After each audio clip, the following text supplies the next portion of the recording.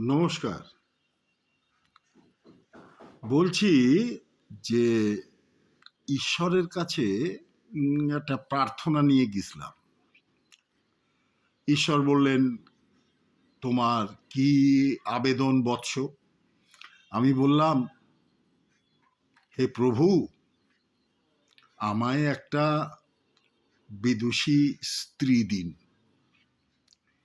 ঈশ্বর আমায় বললেন, "তথাস্তু। তবে তোমার জন্যে এই দুনিয়ায় এক কোণে তোমার উপযুক্ত একজন স্ত্রী আমি সৃষ্টি করে রেখেছি।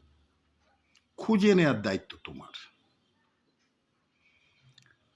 এবার তখন তো বুঝতে পারিনি, পরে চিন্তা করে দেখলাম এই পৃথিবীটা তো গোল, আমি কোনা কোথায় খুঁজে পাবো?